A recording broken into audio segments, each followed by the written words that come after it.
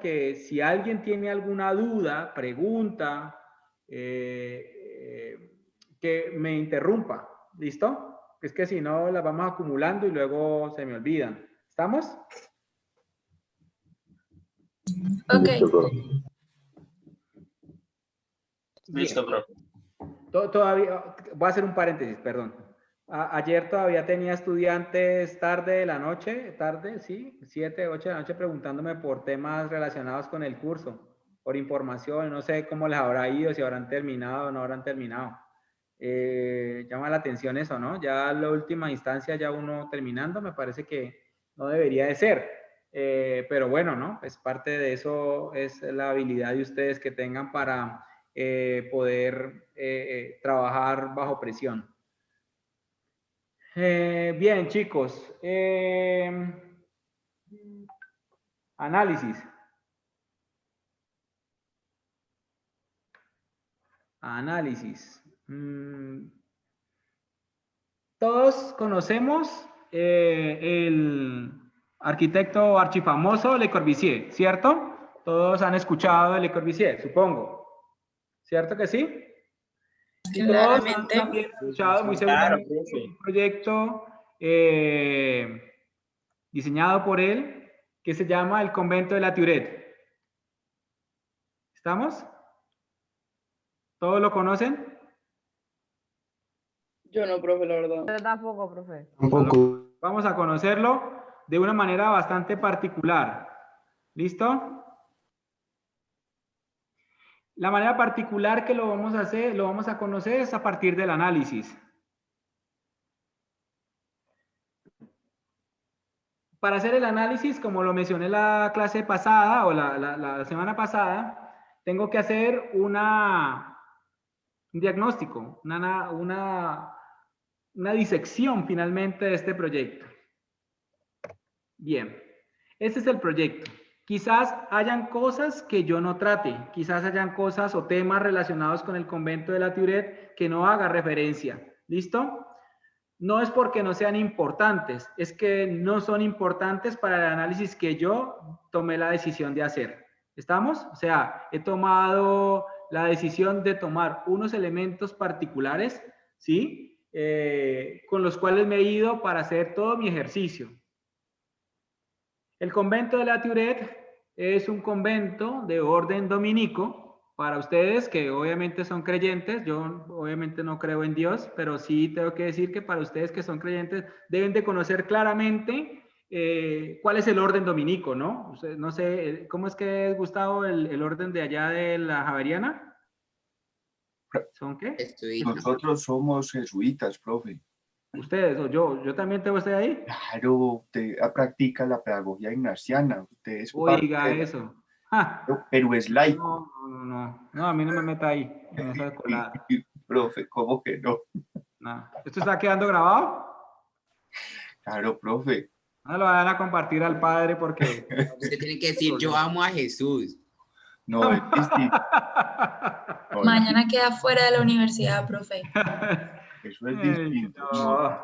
Lo excomulgan. En nombre de Dios me descomulgan. Listo, Es vale. el respeto al culto. No se preocupe por No me hagan hablar, muchachos, no me hagan hablar, que esto... Profe, habla. No me hagan hablar, no, porque aquí deben de haber, detrás de esas cámaras deben de haber padres y todos, yo tengo que comportarme como un buen Pero este es un educador país y libre, formador tú puedes decir tu opinión. Profe. en Cristo y en el Espíritu Santo. Y... que le van a jalar los drogados de las inscripciones. Pues yo no conozco finalmente, no soy, vuelvo y repito, no soy creyente, pero efectivamente, y Le Corbusier muy seguramente tampoco lo era, pero Le Corbusier conoció claramente cuál era el orden dominico. O sea, hay un rito efectivamente que tienen toda la comunidad dominica relacionado con los conventos. Es decir, si yo estoy bajo la orden y soy un seguidor de esta corriente, efectivamente, un sacerdote, me estoy educando en el tema, pues tengo que efectivamente seguir unos pasos, ¿no? Unos pasos claros. Esos pasos efectivamente están desde el levantarse, orar, comer, deambular, meditar. Todo esto finalmente, bajo el orden dominico, efectivamente tiene unas pautas, unas reglas. Y Le Corbusier le encargan este proyecto, ¿sí? Le encargan un proyecto efectivamente donde tiene como objetivo realizar un convento y una iglesia, ¿sí? Una iglesia bastante particular. Este proyecto tiene una composición, ¿sí? Y yo no me voy a referir, en algunas partes me voy a referir al tema de la actividad, pero me quiero referir ahora, quiero hacer un énfasis en el componente compositivo, en la estructura formal del edificio. Si vemos nosotros, por ejemplo, en este momento, estas dos fotografías, me gustaría conocer la opinión de ustedes, que alguien se aventure, se aproxime, sin temor a equivocarse, y me digan, por ejemplo, qué tipología de edificación es esta.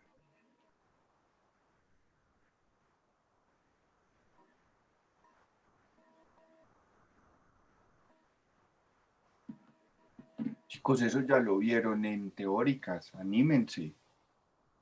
¿Dominó? No. O la tipología, la planta. Tipología.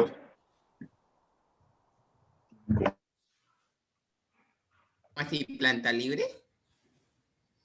No. Ortogonal. No. Segundo también lo vieron. Miren lo que tiene en el medio la planta. ¿Central? Centralidad. Centralidad. No es una tipología, la No es centralidad. tipología. Pública, no sé, pues, ¿Hasta con patio central, ¿ok? Un patio central. ¿Y cuáles son Ah, las por ahí. edificaciones que tienen un patio central? ¿Cuál es la tipología? ¿Como radialidad? No sé, no entiendo cuando dicen radialidad. Una característica, no es una tipología.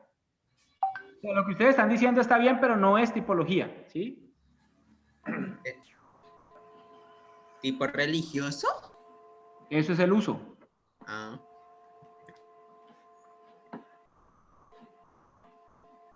¿Y es modernista, profe? No, tampoco. Bueno.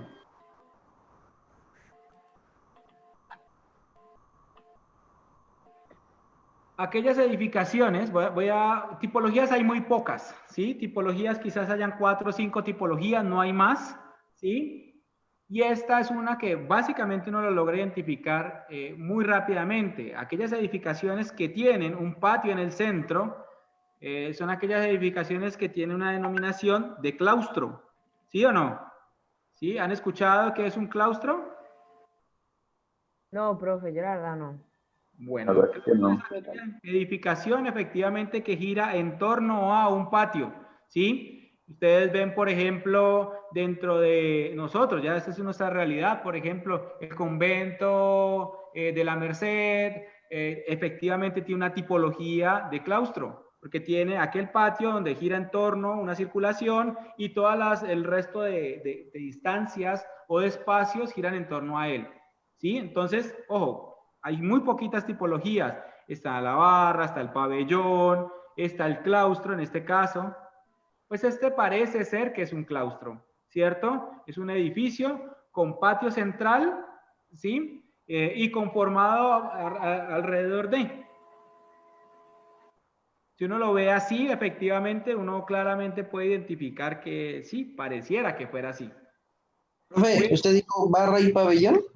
Sí, hay barras, hay pabellones, son poquitas, son 4 o 5 tipologías. Lo que pasa es que estas han tenido variaciones y modificaciones y todas las variaciones que puede haber en la arquitectura. La arquitectura como tal, hay un texto de Carlos Martí Ariz, ¿sí? Las variaciones de la identidad, el cual sugerimos que lean. No sé si en el drive del curso está, creo que sí. ¿En el drive del curso hay textos, muchachos? Creo que sí. ¿Alguien lo ¿Puede tiene? repetir ese nombre, por favor, del libro?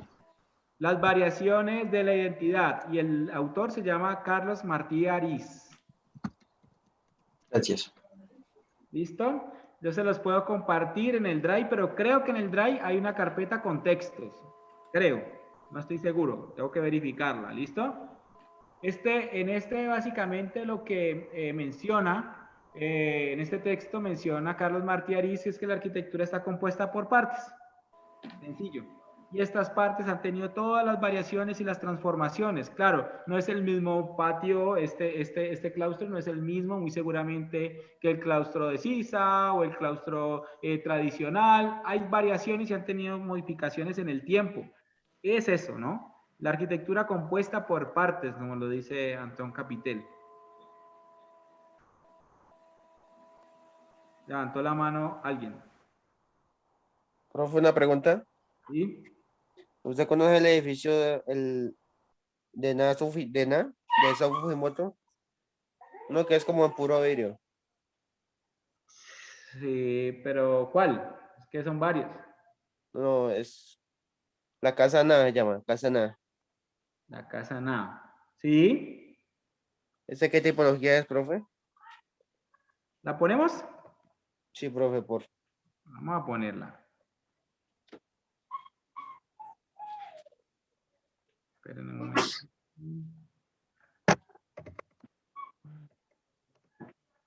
Y vamos resolviendo, a ver las dudas.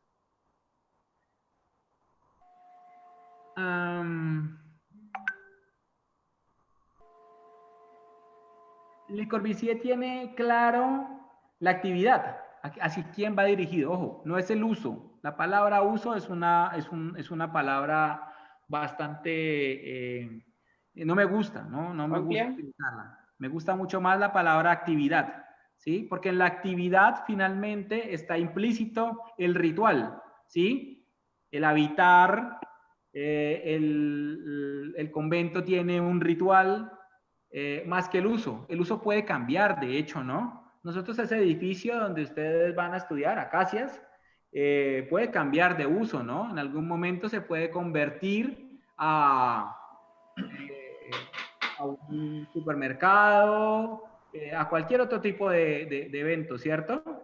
Es más, podría convertir inclusive ese edificio en vivienda temporal. Entonces el uso cambia, el uso puede cambiar, pero la actividad permanece. La actividad puede permanecer.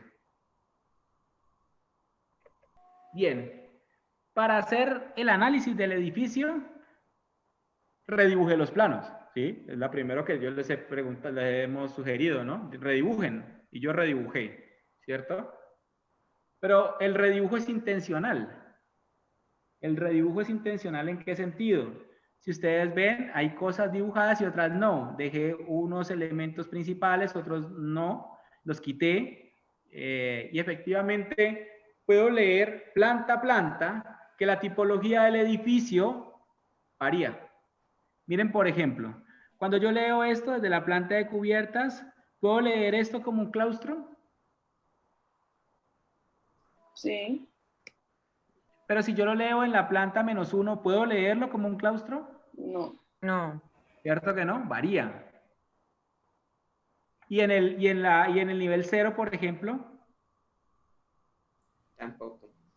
Tampoco, ¿no? O quizás son 4 patiecitos, ¿no? De pronto son 4 claustros, ¿será?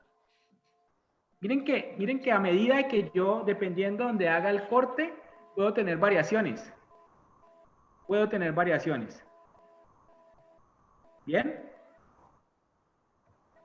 ¿Qué otra cosa puedo ver? Intencionalmente también el dibujo lo he hecho con el fin de poder identificar algunas partes y he colocado la circulación de un color. Y la circulación, dependiendo del nivel, es el mismo. Miren, por ejemplo, aquí la circulación está en rojo, ¿no? Aquí la circulación, miren el trayecto que hace. Miren la circulación. Uy, perdón. Aquí la circulación, mírenla, por ejemplo, cómo hace. La circulación hace esto. Sale, vuelve y entra, se asoma, vuelve y entra. Aquí hay una relación completamente distinta y variada en relación con este elemento que es el patio, que parece ser que es el elemento principal de un claustro. ¿Sí? la circulación, cómo recorre el edificio en función muy seguramente del ritual, del deambular. Esta es la planta pública. Todos sabemos que los conventos tienen esa diferenciación entre quienes lo habitan y quienes lo visitan. Son diferentes. ¿Sí? Es más, en algunos conventos y en algunos órdenes no se pueden ni siquiera ver. O sea, yo no puedo ver ni siquiera a las personas que se encuentran en el sitio, así sea un visitante. O sea, de vista no lo puedo hacer. En este nivel, la circulación hace algo, no sé qué. ¿Y cuál es la intención de Le Corbusier? No lo sé. Tendré que buscar la posibilidad de entender por qué Le Corbusier hizo eso. Pero si voy a otra planta, por ejemplo, identifico otros elementos. Identifico un comedor, identifico un espacio que ya tiene unas características diferentes. Si ustedes ven, la proporción de esta circulación es completamente diferente a la de esta circulación. Y esto tiene un significado. Y habrá que preguntárselo al proyecto. Y esto tiene una conexión efectivamente entre este espacio que está aquí en esta esquina, que es la iglesia. ¿Sí? Están también los elementos de donde se confiesan.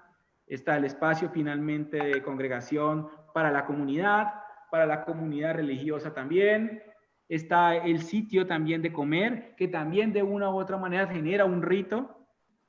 Y hay un último nivel, que es el de las celdas, o sea, los sitios donde finalmente ellos estudian. Y esos sitios, miren, por ejemplo, tienen una relación completamente directa, todos, con el patio, la circulación y con el exterior, cada una de las celdas. Espero que todos hayan visto esto. Yo lo estoy diciendo como casi que reiterando lo que ustedes ya hayan analizado. Es Le Corbusier, sin duda, ¿no? Esto estaba pensado, cada uno de estos elementos, cada uno de estos gestos estaba pensado.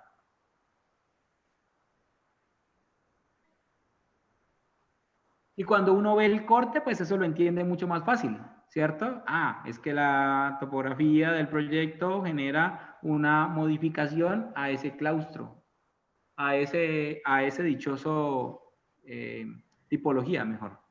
Ahora, la tipología del claustro, me va a devolver un momento, es mucho más cercana a este, ¿no? Donde efectivamente la circulación está rodeando el patio, ¿cierto? Y las instancias están puestas de manera sucesiva alrededor de.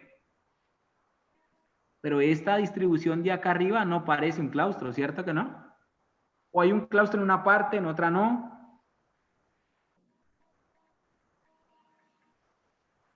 Es muy raro este proyecto.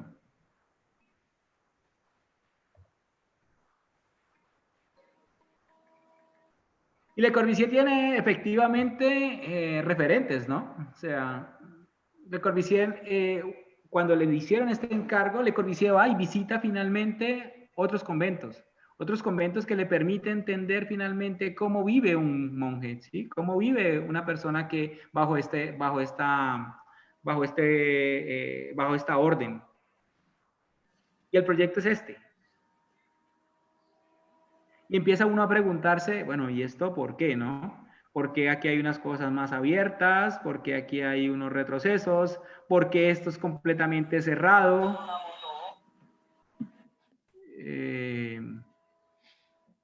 Yo, como les dije, yo no soy muy creyente, pero cuando uno entra a la capilla del convento de la Tourette, uno encuentra a Dios, ¿sí? La luz, la sombra, el ambiente, ¿sí? O bueno, o por lo menos lo más parecido, ¿no? Encontrar a Dios debe estar ahí, yo creo. Y puedo empezar conclusiones, ¿no? Entonces, ya me lanzo, digamos, a mi primera teoría, que es esta, ¿no? La Tourette es un aparente claustro, configurado a partir de la adición de diferentes partes que se articulan a través de dos elementos: un vacío central sin piso y un recorrido continuo en espiral.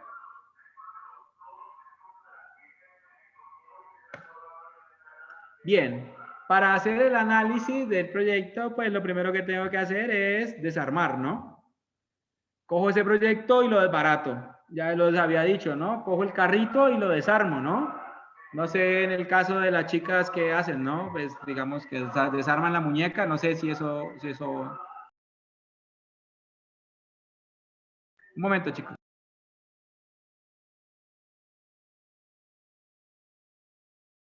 Ya, ¿qué pasó? Un carro haciendo bulla. Bien.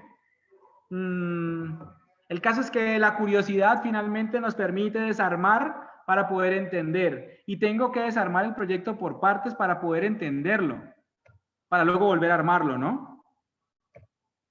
Entender que ese vacío, como lo dije en mi teoría, ese vacío es un vacío que se contiene, contenido finalmente por la misma arquitectura, pero que eventualmente existen unas fugas de ese vacío. Miren lo bonito que es este proyecto. Cada vez que lo veo, cada vez que lo estudio, cada vez que lo vuelvo a ver, encuentra uno elementos. Y la buena arquitectura es eso, ¿no?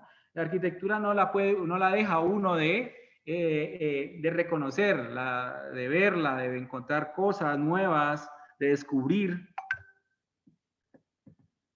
Miren el tipo de gráfico también, ¿no? El análisis, no tengo que colocar no tengo que colocar el sol en la mañana, el sol en la tarde, carita triste, carita feliz, las culebritas del viento, ni tengo que poner la foto de Le Corbusier, ni de la mamá de Le Corbusier cuando era niño. Bueno, no, todas esas cosas no las necesito, ¿no? Yo necesito concentrarme efectivamente en esto, ¿no?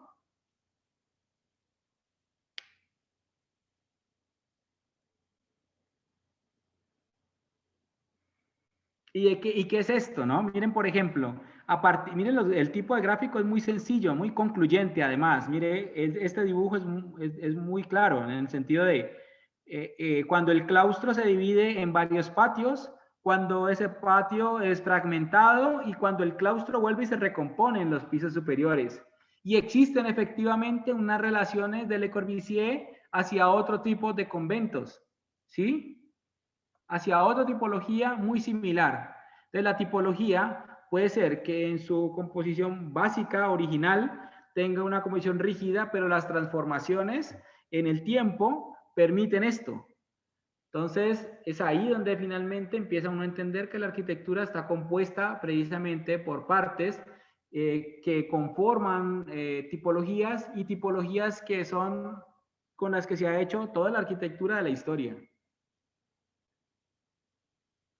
Le Corbusier, de hecho, no sé quiénes son los que tienen un proyecto de Le Corbusier aquí, ¿no? Yo, profe. Sofía, mira. Nosotras. Bueno, Sofía me está entendiendo todo lo que estoy hablando, ¿no? Y Valeria, ¿no? Porque Obvio. Le Corbusier. Es que vosotras. Es que Juan, no te habíamos visto. Juan, qué pena, Juan, ustedes. Juan no habla. Juan, por favor, no me saquen a Juan. Pues tiene un tema Le Corbusier que es la promenade, ¿no? Y el recorrido finalmente, en este caso, es un recorrido en espiral. Es un recorrido que permite efectivamente relacionarse con el reconocer, el descubrir el edificio.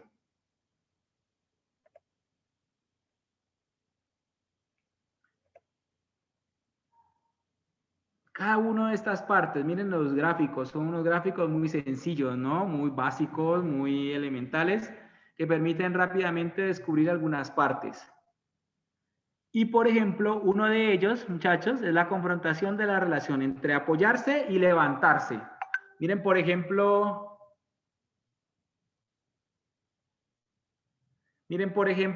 el tema de la diferencia que hay entre los dos. Cuando yo tomo distancia, me elevo, ¿cierto? Y casi que en zancos, en paticas, toco el piso, o cuando efectivamente me apoyo, ¿no? Me apoyo y genero una relación completamente directa. Hay una dualidad en el mismo proyecto, en la misma tipología. que se vuelve y se recompone, ¿no? Bien. Para este ejercicio, pues se permite todo, ¿no? Uno de esos ejercicios es llevar este proyecto a otro lugar para terminar de estudiarlo, ¿no? O sea, para estudiarlo hay que sacarlo de su zona de confort, como dijo algún estudiante la otra vez, y ponerlo en otro lado a ver qué pasa. Entonces, pues la Tourette me la llevo por otro lado, ¿no? Y la Tourette viaja, ¿sí? En su barco. Y viaja a diferentes lugares. Lo llevo a París, a Bogotá, a Barcelona, y lo ubico, ¿no? Empiezo a ubicar este proyecto y lo empiezo a confrontar con un lugar distinto al que normalmente está. Esto vulgarmente lo mencioné en el primer día de clase. A esto es lo que nosotros le llamamos un trasteo. Trasteo el edificio. Cuando nosotros nos trasteamos, nos adaptamos al lugar, ¿no? Llevamos nuestras cosas, la cama, la ropa, pero finalmente nos adaptamos al sitio donde nos lleguemos. Y hay veces que no nos adaptamos, ¿no? Hay veces que llegamos a un sitio, una casa que no, hasta que nos toca irnos, ¿no? Pues en otros casos, por ejemplo, yo llevo el proyecto a Manhattan, ¿sí? Y el proyecto no se adapta, ¿no? Pues esto fracasa. Es un trasteo fracasado. Como fracasé, no quiero volver a hacerlo, ¿no? Entonces, retomo efectivamente el tema de entender el lugar, dónde está ubicado este proyecto, y el proyecto efectivamente de la Tourette, aquí está, tiene una topografía particular, donde efectivamente, de acuerdo a esa composición del terreno, pues finalmente el proyecto se adapta. Es un tema como de estratificación por capas, ¿sí? Que rápidamente uno lo logra identificar en el proyecto y que uno puede hacer referencias, ¿no? Que pueda hacer referencias efectivamente a traerlo, por ejemplo, a Siloé, ¿sí? Y efectivamente el proyecto pareciera que se adaptara en corte rápidamente, pero que efectivamente tengo que hacer algunas transformaciones para poder que el proyecto no se desarme, ¿no? Y no se pierda la esencia. Y la esencia es eso, ¿no? El claustro. Ese claustro modificado, transformado. Algunos otros ejercicios precisamente de esa certificación. Pero aquí hay un tema particular, ¿no? Que ahora Sofía lo mencionaba. Es qué pasa con el uso o con la actividad, voy a ponerle mejor así. ¿Qué pasa si además de cambiarlo de lugar, también lo cambio de actividad? Le cambio la actividad.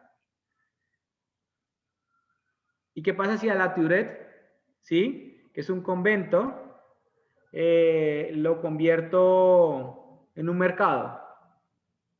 Pero uno puede ver eso pues bastante como en las edificaciones en Europa, como que uno es un ejemplo, una iglesia y ahorita la vuelven como discoteca, o uno va a un, no sé, lo que era un hospital y lo dividen y lo vuelven como un mercadito también o restaurante, ¿no? Entonces, pero ¿qué es lo que continúa? O sea, ¿qué es lo que prevalece ahí? La El tipología. diseño.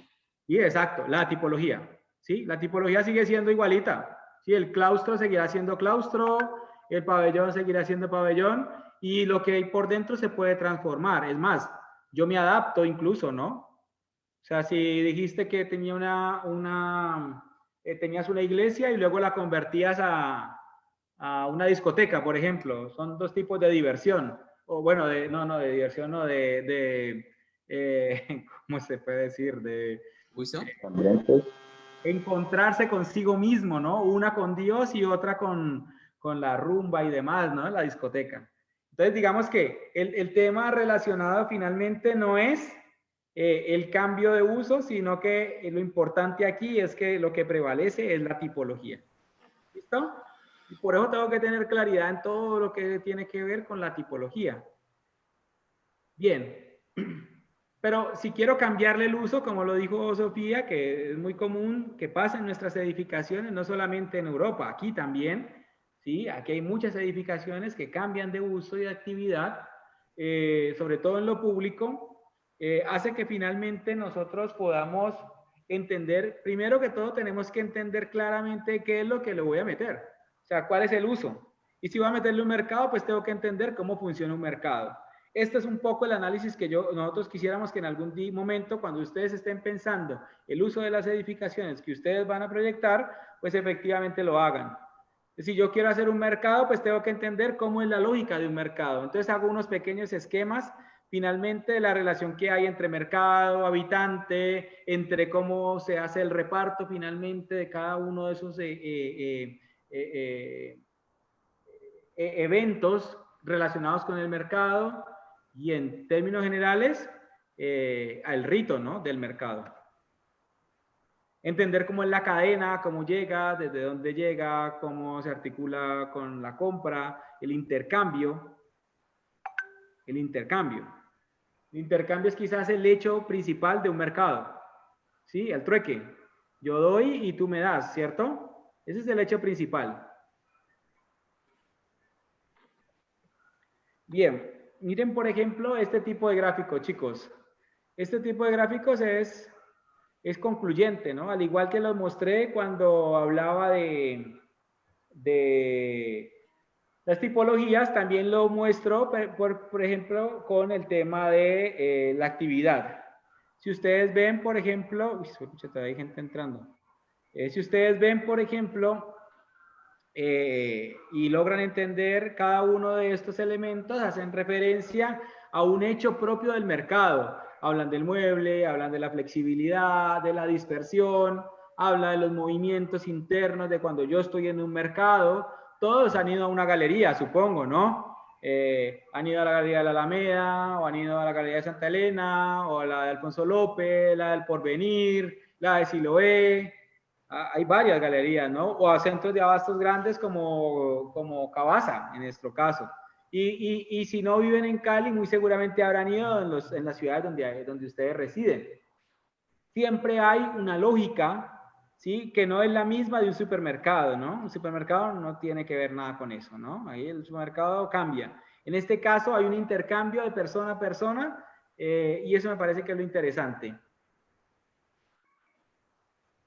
Entonces, para poder cambiar de uso el proyecto, pues tengo que modificarlo, ¿no? Dentro de esos cambios, pues tengo que llevarlo a un sitio diferente.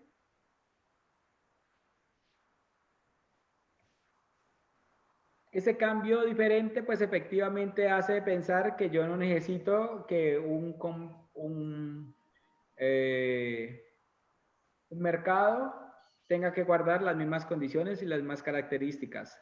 Es decir, ya el mercado puede ser abierto, ¿cierto? Es más, el mercado le puedo quitar elementos y que ya no son necesarios, sin variar la tipología. Es más, puedo agregar otros elementos y no estoy variando la tipología. Es más, puedo cambiar elementos tan particulares como el de las celdas, en el caso del convento, y lo puedo convertir en muebles para vender, ¿no? Y luego a esto le coloco esa gran cubierta y convierto ese espacio que es el claustro, lo convierto finalmente en un claustro, en un patio cubierto. ¿Estamos? Profe, ahí cuando le pone, digamos, esa cubierta al patio, ¿ya lo convierte en pabellón? No, sigue siendo patio y sigue siendo todo girando alrededor. O sea, el tema no es que el patio esté cubierto o no.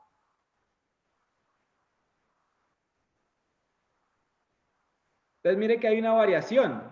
Entonces el patio puede estar descubierto o no y sigue siendo patio. Y sigue siendo patio porque en realidad todo sigue girando en torno a.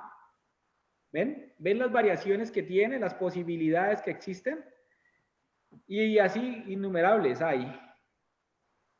Esto es lo que tenía para contarles. Muy sencillo. ¿Preguntas? ¿Dudas? Ya lo hicieron una pregunta, que si un edificio puede tener varias tipologías. Sí, un edificio puede ser la mezcla de varias tipologías, efectivamente, sin duda. Claro, a la hora de describirlo, muy seguramente habrá que hacer una disección.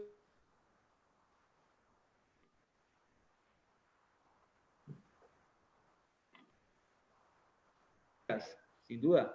Chalo, se te congeló un rato, se frició la imagen. Perdón. Voy a ver aquí. A ver. Bueno, ahí. Decía, efectivamente puede tener varias tipologías, 2, 3 tipologías en un solo edificio, pero lo que hace finalmente es que es la sumatoria y poder entender, para poder hacer el análisis tengo que separar estas tipologías, tengo que separar una, separar otra, separar la otra y luego juntarlas finalmente a ver cómo es que se articulan. Efectivamente se puede hacer, Andrés. Preguntas, dudas. Gracias. Ahora, yo hago una pregunta, bueno, voy a hacer las preguntas yo entonces. Cuando ustedes hicieron el análisis del proyecto, ¿lo miraron en función de qué? ¿Ustedes hicieron el análisis pensando en las partes del edificio? ¿Pensaron en el edificio, en la relación espacial y cuál podría llegar a ser esa relación entre cada una de las partes? ¿Qué pensaron?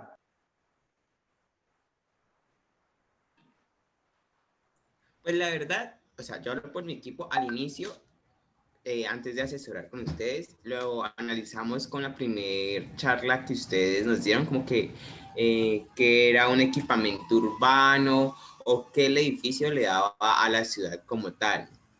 Y ya después de la asesoría ya comenzamos como a ver las partes, ver el entorno, ver el territorio y ya pues, así fue que lo fuimos analizando. Bien, eso me parece bien porque, claro, efectivamente, el primer ejercicio que hace uno es, bueno, este edificio, ¿qué es, no? ¿Cómo funciona?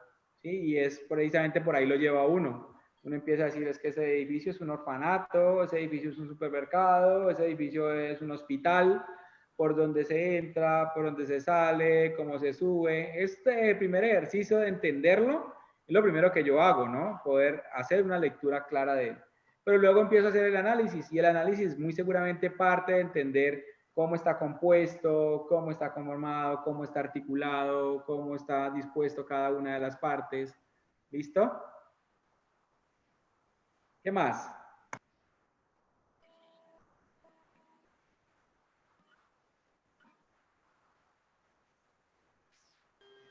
Pues nosotros lo habíamos pensado como cómo responde el edificio al entorno, que por ejemplo hay unas fachadas que se cierran por los ruidos, que tiene el techo que sobresale un poco para que no llegue el sol, o que tiene ventanas empotradas para evitar también esa incidencia del sol y todo, como de ese modo, como cómo se adapta el edificio al entorno en que está y al clima, o que utiliza diferentes plantas tropicales para que ayude también al microclima del edificio y evita los calores por lo que es una zona como tropical y así. Entonces, como lo vemos mejor.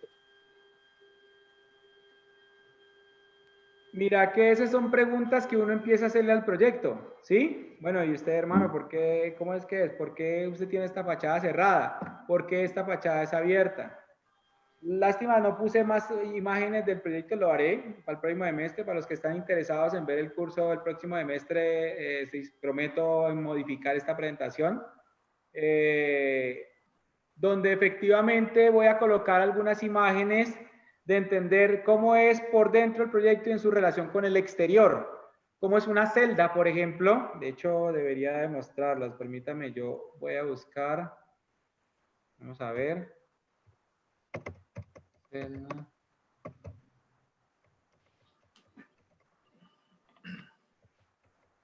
¿Me permiten un segundito? Y voy a buscar.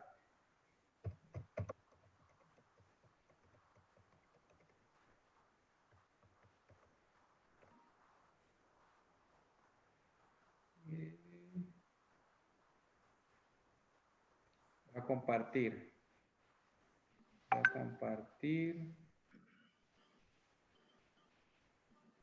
Si ustedes ven, por ejemplo, miren las celdas.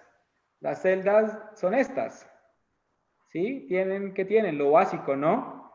Es el sitio para, además, para estudiar, para meditar.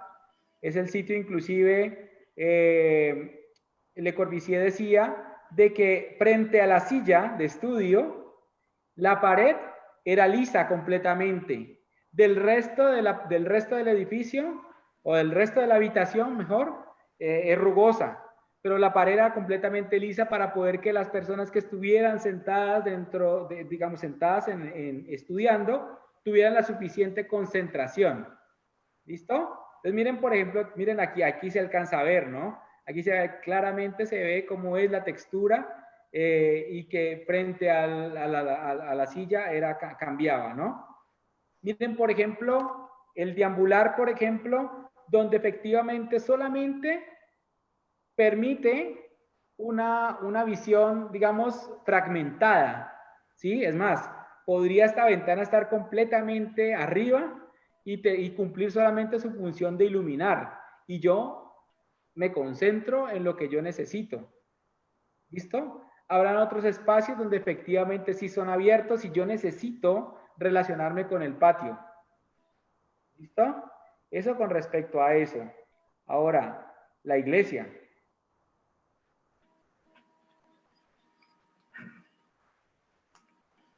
¿Sí?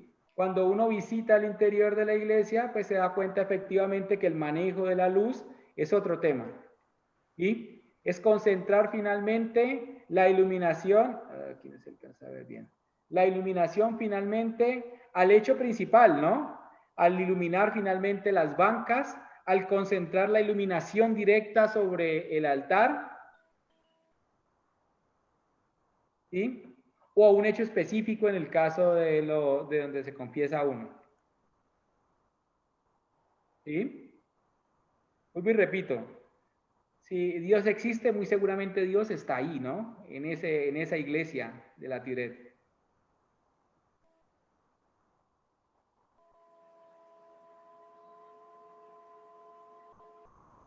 ¿Qué más preguntas tenemos, chicos?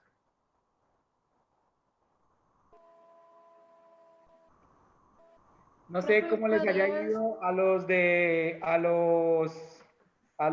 Le Corbusier. ¿Cómo les fue con el caso de estudio? Pues